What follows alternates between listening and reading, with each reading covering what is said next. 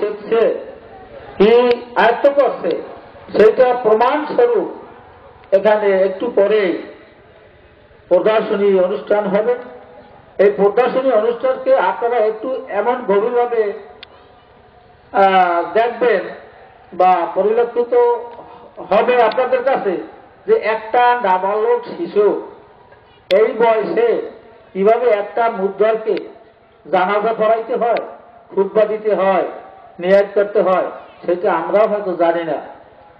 এবং একটা ছেলে কচিকাঁচা একটা ছেলে কিভাবে বাংলা হাতের লেখা, ইংলিশ হাতের লেখা, কিভাবে আরবি হাতের লেখা লিখে, সেটা হয়তো আমরা আমি আমার কথা বলছি, 38 বছর সরকারি স্কুলে মাস্টারি করিয়া রিটায়ার্ড হয়েছি, বোধহয় আমিও পারি না।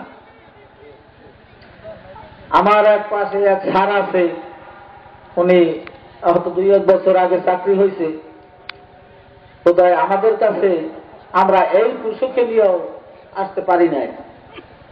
তো আশা করি এরা এখনই দেখাবে।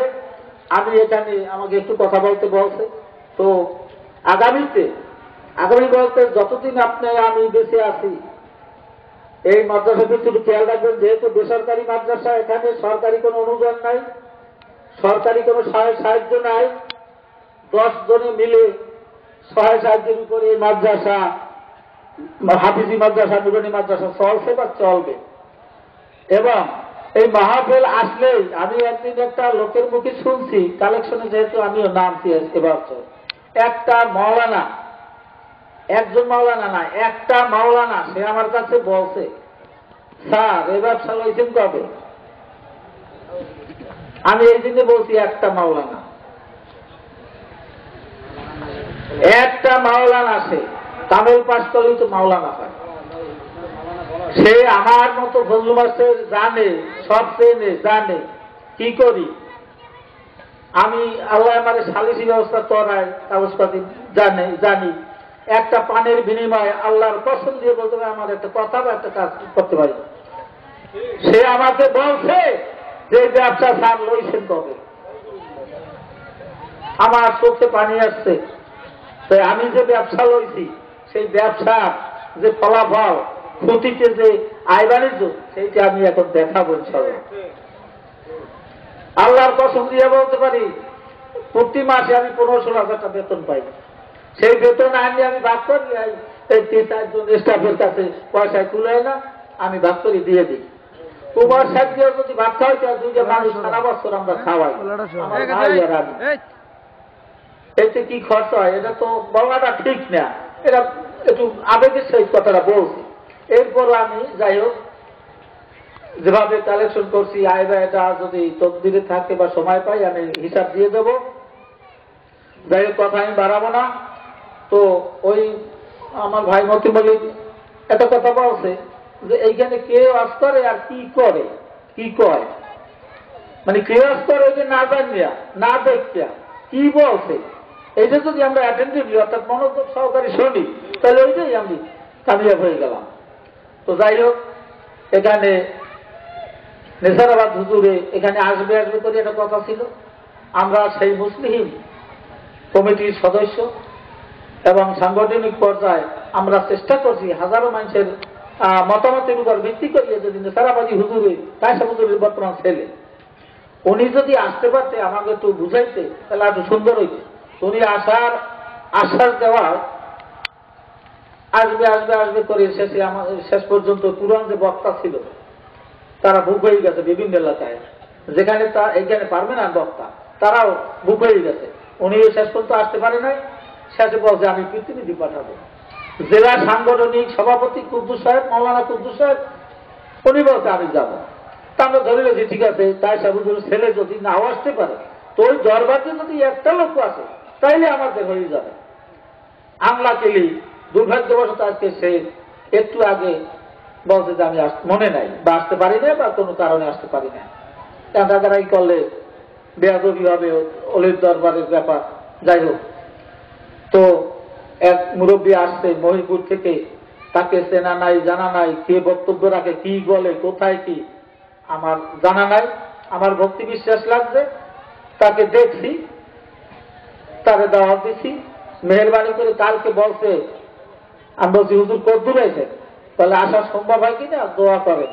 আমি পাথরঘাটে আসছি, আইয়ে দেই হরতালের পর হরতাল, এখন আসা হইতেও পারে না হইতে পারে। পরে ঘন্টাখানে আবার কল দিছি, বলে স্যার আমি তো ওই একটা মাছের ট্রলার পাইছি, যদি ওইটাই মেহরবানি করে আমার লয় তাহলে আমি আমরা কিন্তু বসবো, আমার দিয়ে আমার আউটাই নেবে। বেচারা আসছে বসছে, বলছে আপনি একা আসছেন, না আমার সাথে আল্লাহ আসছে। তো যাই হোক, আপনাদের বেশি বিরক্ত করবো না। আপনাদের কাছে আমার একটা অনুরোধ, আমি কিন্তু বক্তাও না আর কথাবার্তাও জানি না, জানি না চাইরি পাশে গড়ি কথা মাইক লই না, কথাবার্তা না জানলে কমুকি। মেহরবানি করলে যত কিনছিতে গানে তবারকের ব্যবস্থা করা হয়েছে। এই তবারকটা আমার বাবার না, আমার না, কিছু না। এই হাজারো মানুষ যারা বসছে, যে যা দিয়ে শরিক হয়েছে, ওই একই জায়গায় দিয়ে প্রার্থনা হয়েছে, হয়তো ওই একজনের দোয়া কবুল হইতে পারে, ওই উসিলায় সকলের দোয়া কবুল হইতে পারে। এই গেলে মাহফিল দেওয়ার উদ্দেশ্য আছে না, ওই যে ব্যবসার কথা বললাম, ঠিকই ব্যবসা আছে। মাহফিল দেওয়ার উদ্দেশ্য দুইটা আমাদের, একটা হইল যে দিনী প্রতিষ্ঠান এর একটা প্রচার করা, আর একটা উদ্দেশ্য এই নসিহতের মাধ্যমে যদি এই হাজার মানুষের ভিতরে একটাও মানুষও পরিবর্তন হয় না, আমলের দিকে আসে, ওই দুয়ার উসিলায়, ওই যে উসিলায় এলাকাবাসী সকল পার হয়ে যাবে। এই উদ্দেশ্য দুইটি আমার।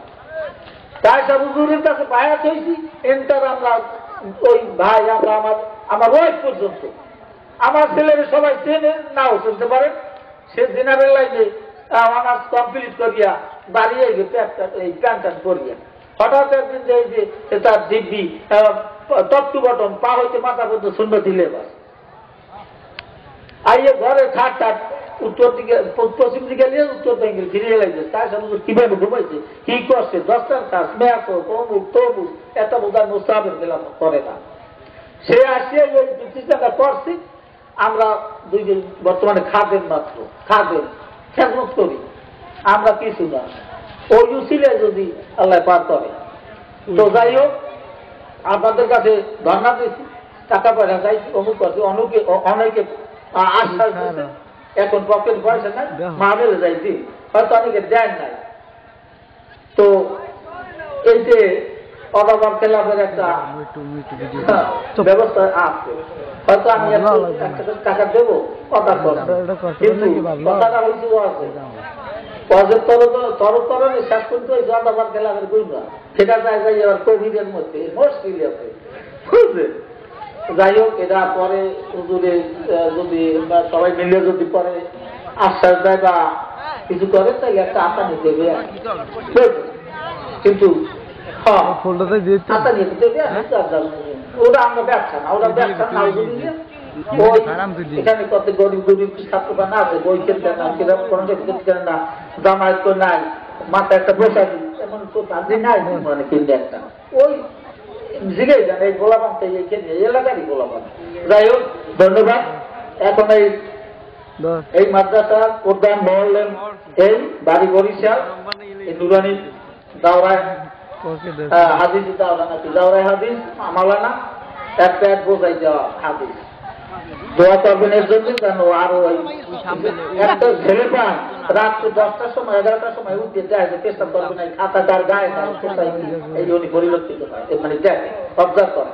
আর একজন হাফেজ আছে বাড়ি ভান্ডারিয়া, উনি ভালো হাফেজ, সেটা কান্না করছি উনি ও হাফিজি করায়। আর একজন এই দেশি লোক, এই অঙ্ক ইংলিশের জন্য মানুষ পৌঁছে রাখছি, বেতন যা তার আমি দেখতে পারি না, যা চলো।